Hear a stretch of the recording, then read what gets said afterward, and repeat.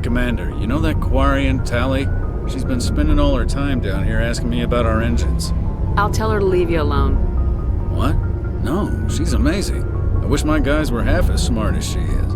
Give her a month on board and she'll know more about our engines than I do. She's got a real knack for technology, that one. I can see why you wanted her to come along. I figured she'd be a real asset to the team. You got an eye for Tali, Commander, but I'm guessing that's not why you came down here. Fill me in on the IES stealth system. How does it work exactly? You can't hide a ship out in space. They emit too much heat and radiation. Too easy for sensors to pick them up, unless you find a way to capture those emissions. So our stealth systems trap the energy we give off in storage sinks built into the ship itself. No emissions to give away our location. Eventually the sinks have to be vented. More than a few hours silent running and they overheat. Cook us inside our own hull. There's no way for anyone to detect us? A visual scan can still pick us up. Anyone looking out a window can see us plain as day. But you have to be pretty close to get an actual visual out in space. Most vessels rely on scanners. As long as the stealth systems are engaged, they can't see us. Not unless we accelerate to FTL speeds. Why doesn't it work with faster-than-light travel? Cranking up to FTL blue shifts our emissions, pushes them into frequencies too high to capture in the sinks. As soon as we make the jump, it's like setting off a flare.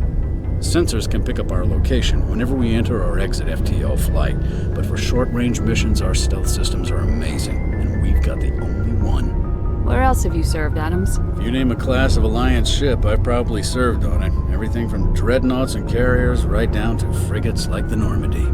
My last assignment was on the Tokyo, only a cruiser, but she was a good ship. Couldn't hold a candle to the Normandy, though. I want to know more about the Normandy. She's the best ship I've ever served on, probably the fastest vessel ever designed. And she's the only one using the new Tantalus drive core. What's so special about the Tantalus drive core? Proportionally, it's about twice the size of any other vessel. Not only are we faster, we can run at FTL speeds longer before we have to discharge the core. Carry on, Adams. Aye, aye, Commander. Your ship's amazing, Shepard. I've never seen a drive core like this before. I can't believe you were able to fit it into a ship this small. I'm starting to understand why you humans have been so successful. I had no idea Alliance vessels were so advanced. The Normandy's a prototype, cutting-edge technology. A month ago, I was patching a makeshift fuel line into a converted tug ship in the flotilla. Now, I'm sitting on board one of the most advanced vessels in Citadel space. I have to thank you again for bringing me along. Traveling on a vessel like this is a dream come true for me. I had no idea you found ship technology so interesting. It comes with being a Quarian. The migrant fleet is the key to the survival of my people. Ships are our most valuable resource. But we don't have anything like this. We make do with cast-offs and second-hand equipment. We just try to keep them running for as long as we can. Some of the fleet's larger vessels date all the way back to our original flight from the Geth. I can't believe your fleet's still using ships that are 3 centuries old. They're constantly being repaired, modified, and refitted. They aren't pretty, but they work. Mostly. We've tried to make ourselves as independent as possible on the flotilla, grow our own food, mine, and process our own fuel. But some things we just can't make on our own. A patch to maintain the hull integrity requires raw materials we just don't have. That's why our pilgrimages are so important. Tell me about your people. Our lives aren't easy. Resources are scarce, and we are constantly on the move. Everything we do must in some way contribute to the continuation of the migrant fleet. There are 17 million Quarians in the flotilla, and each of us relies on the others for survival. The bonds among my people are strong. Unfortunately, we have had to surrender many of the freedoms and civil liberties other species take for granted. What kind of freedoms? Well, it's illegal for parents to have more than one child. If our population grows too much, it would strain our resources to their breaking point. Of course, we also can't allow our numbers to become too few. If our population is in decline, the rule against single births is temporarily repealed. In extreme cases of population decline, incentives are even offered to encourage multiple births, though the Conclave hasn't had to take such measures in nearly a century. That's your government. The Conclave is our civilian branch of government. Each ship can elect a representative to serve on the Conclave and make decisions that affect the fleet as a whole. On matters that affect an individual ship, however, the captain has the final say. It's a tradition that dates back to the early days, when the fleet was governed by martial law. Fortunately, most captains nowadays are smart enough to have an elected council from their crew to give them advice and guidance. So the ultimate power rests with elected officials? In practice, the Conclave and the respective council for each ship tend to set the rules that govern our daily lives. But in theory, we are still under military jurisdiction. The 5 top-ranking military officials in the fleet serve on the Admiralty Board. These 5 have the power to overrule any decision by the Conclave in case of emergency. To do so requires unanimous agreement among the Admiralty, and they can only do this once. After that, the entire board must resign their posts. It's a safeguard that served us well. In nearly 3 centuries, the Admiralty Board has only overruled the Conclave 4 times. I want to know more about the Geth. I doubt I can tell you anything you don't already know. It's been almost 3 centuries since they drove my people into exile. All I know is the story of their origins. What they were when we created them, and how they turned on us. Interesting. The Geth were originally created to serve as an automated manual labor force. Initially, their intelligence was as limited as any VI. Over time, we made small modifications to their programming to allow them to perform more varied and complex tasks, bringing them closer and closer to true AI status. How come the council didn't step in and stop you? This wasn't true AI research. We may have been skirting the bounds of the law, but we never did anything that was actually illegal. The changes were so insignificant, so gradual, that we were able to control them. Or so we thought. But one thing we underestimated was the power of the neural network. 1 million Geth thinking simultaneously created an inherently unstable matrix. So the Geth share brainpower? Many of the Geth's logic systems were designed to work in concert with other nearby Geth. Basically, the more of them you have in the group, the smarter they are. So there's some sort of group consciousness? No, nothing like that. They cannot share sensory data or information. Their programming cannot handle that much simultaneous input. Each Geth maintains an individual awareness and identity. The neural network only operates on a process-based level. It's basically the synthetic equivalent of a subconscious. But when they're in close proximity, they can coordinate low-level functional processes, freeing up more capacity for original or independent thought. That doesn't make any sense. I'm probably oversimplifying. The Geth are incredibly advanced and complex creations. All you need to know is that they get smarter when they gather in large numbers. As we built more and more Geth, their effective intelligence became more sophisticated, more abstract. One day, a Geth began to ask its Quarian overseer questions about the nature of its existence. Am I alive? Why am I here? What is my purpose? As you can imagine, this caused a near panic among my people. I don't see what's so bad about those questions. The Geth were created to engage in mundane, repetitive, or dangerous manual labor. That's fine for machines, but it won't satisfy a sentient being for long. The Geth were showing signs of rudimentary self-awareness and independent thought. If the Geth were intelligent, then we were essentially using them as slaves. It was inevitable the newly sentient Geth would rebel against their situation. We knew they would rise up against us, so we acted first. A general order went out across all Quarian-controlled systems to permanently deactivate all Geth. The Geth responded to this order violently. You didn't really think they'd just let you destroy them without a fight, did you? The hope was that most of the Geth would still be little more than machines, incapable of organized resistance. But they had progressed much further than anyone anticipated. The war was long and bloody. Millions upon millions of Quarians died at their hands. In the end, we were forced to flee our own homeworld. We feared the Geth would pursue us, but they never came beyond the Veil. Now we drift through space, exile searching for a way to reclaim what was once ours. It's hard to feel sorry for you. Your ancestors tried to wipe out another species. We made a mistake when we created the Geth in the first place, but we did not make a mistake when we went to war against them. If we had not acted, they would have wiped us out. They're a synthetic life form. They have no use for organics. None. Why do you think they cut themselves off from the rest of the galaxy? Why do you think they've killed every organic being who's ever tried to contact them? They didn't kill Saren. What does that tell you? The Geth are not innocent victims in all this. They're the enemy. They want to destroy us. Not just the Quarians. All organic life. That's why they've joined up with Saren. And that's why we have to stop him. I want to know more about the pilgrimage.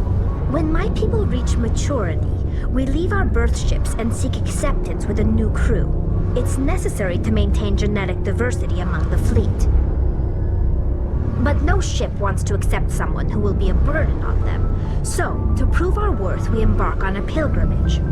We set out alone, leaving the flotilla and our families behind us. We only return once we have found something of value we can bring back to the fleet. This is presented as a gift to the captain of the respective ship we wish to join. If the gift is accepted, we are welcomed into the crew. Can a captain choose to reject the gift? That doesn't happen often. Most captains are eager to increase the size of their crew. It increases their own standing in our society. Even when a gift is not particularly valuable, the captain usually accepts it out of a sense of tradition. However, there is a stigma to presenting a substandard gift. It's not the best way to make a good impression on a new community. Most pilgrims don't return until they find something worthwhile. I can't believe they just send you off alone. It's not like they just cast us out. Before we leave, we are given lessons in how to survive outside the flotilla, and given gifts to help us on our journey. We also receive implants to fight off sickness and disease. Generations of living in an isolated and highly controlled environment have left our immune systems weaker than most. By the time we leave the fleet, we are well equipped for the pilgrimage. This is a rite of passage for all Quarians. If it were dangerous, our numbers would suffer. Virtually every pilgrimage ends with a triumphant return and the ritual presentation of the gift to one of the fleet's captains. I want to talk about something else. Like what? I should go. See you later.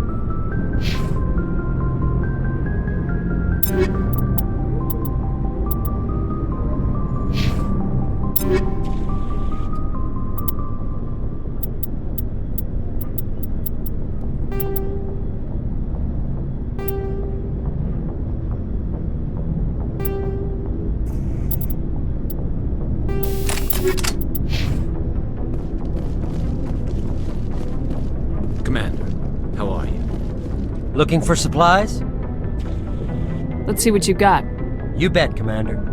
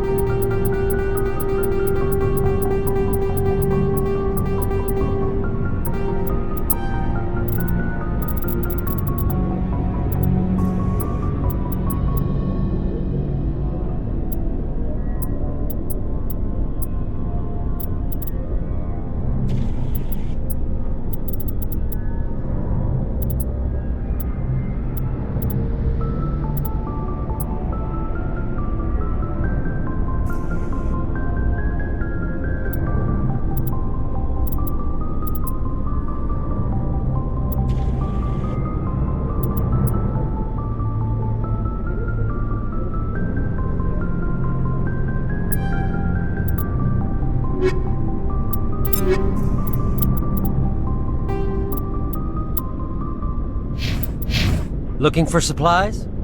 Let's see what you got. You bet, Commander.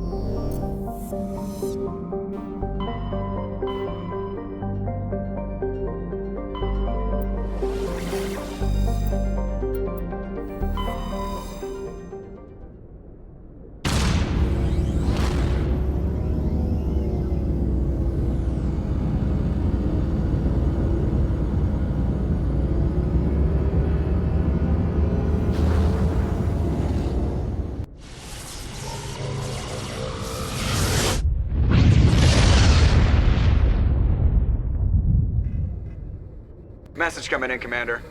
Big surprise, the Alliance needs you again. Shepard, this is Admiral Hackett with Alliance Command. We've got a mission for you.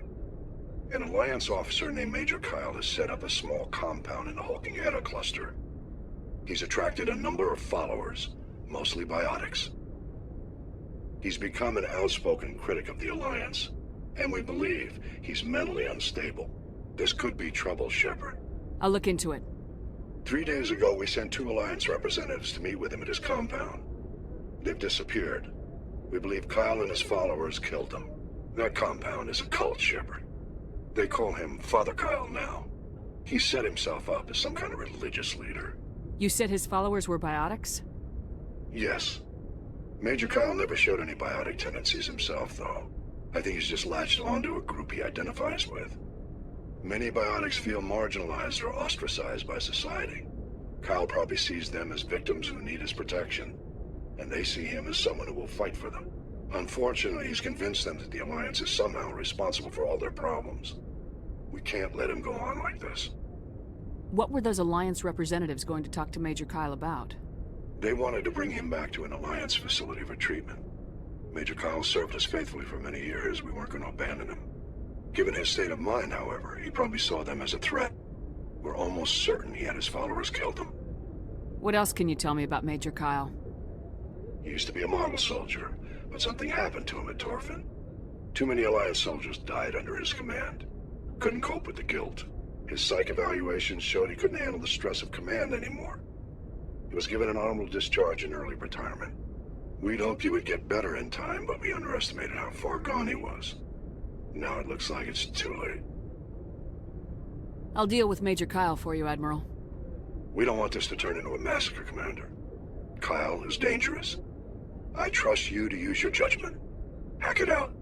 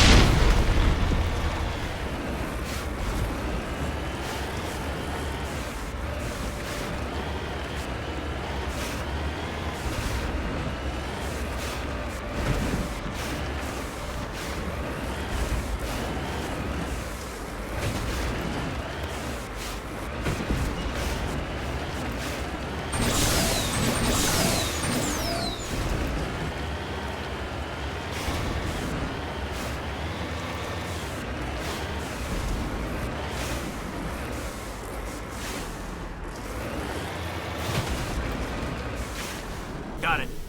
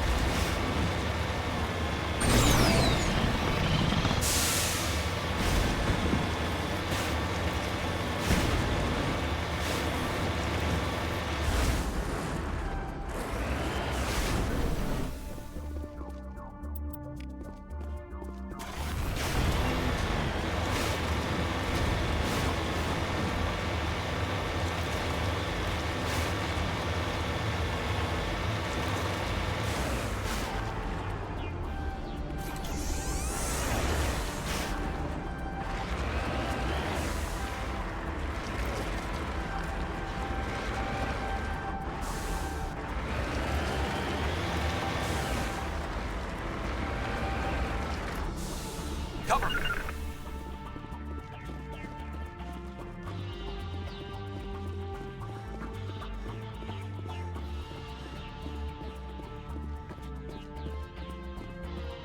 This is a private sanctuary. Outsiders are not welcome here. I need to talk to the man in charge. It's important. Father Kyle wants nothing more to do with the Alliance. I want this to end peacefully. If he doesn't see me, people can get hurt. We won't let you take Father Kyle away. He protects us. We need him. The Alliance wants someone to pay for those murders. Let me speak to Major Kyle and maybe I can find some way to help you all get out of this alive. Wait. Father Kyle will speak with you. Head to the building. Just lead the way.